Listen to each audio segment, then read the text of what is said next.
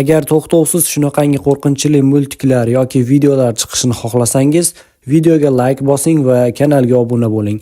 Albatta, fikringizni kommentariyada yozishni ham unutmang.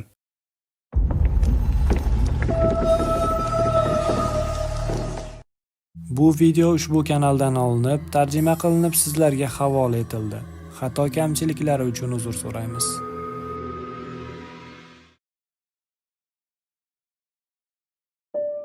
Mening ismim Bilol. Men sizga 2 oy oldin bo'lgan voqeani aytib bermoqchiman. O'shanda men piyoda sayr qilar va ko'pincha yolg'iz sayohatlarga chiqar edim. Va o'sha paytda adashib qoldim. Qisqa yo'ldan bormoqchi bo'lib, so'qmoq tomonga burildim va barcha eslab qolgan yo'llarimni unutdim. Atrofdagi o'rmon qandaydir qorong'u va juda jimjit bo'lib qoldi. Oxiri men kichik bir yo'lga chiqib qoldim. Yo'l yonida xuddi yerdan chiqqanday bir mahalliy odam paydo bo'ldi. Yo'l so'ramoqchi bo'lib og'zimni ochganimda erkak menga qarab dedi: "Izlar u yerda." Chakalakzorga barmog'i bilan ishora qildi. "Shu yo'ldan yuring", deb qo'shimcha qildi. Eslab qoling, lekin undan chetga chiqmang, aslo chiqmang. Men bosh irg'ab ko'rsatilgan tomonga yurdim. Ularning so'zlari miyamda aylanardi, ammo men buni mahalliy irim-sirimlar deb o'yladim. Qorong'ir tushganda so'qmoqni topdim. Shu payt qulog'imga bolaning yig'isi chalindi. Ovoz to'g'ri zulmatdan yo'lning chap tarafidan kelardi. Tovush juda achinarli va qo'rqinchli edi. Men ogohlantirishni esladim, lekin bolani yolg'iz o'zini qorong'u o'rmonda qoldira olmasdim.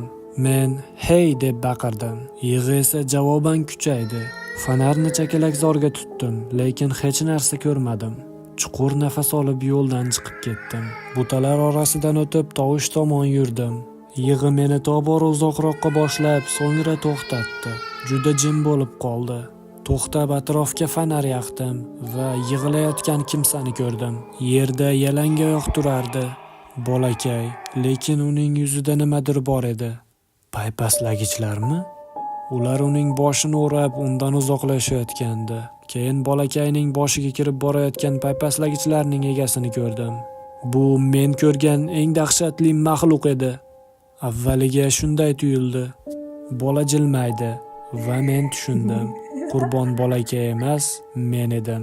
Men orqaga tisarildim, lekin kech bo'lgandi. Ular meni o'rab olishdi.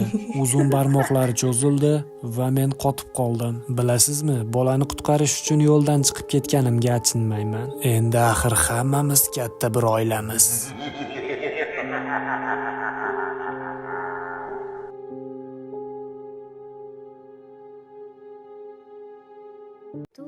Kanalimizga obuna bo'ling. Bizda sizlar uchun dahshatli hikoyalar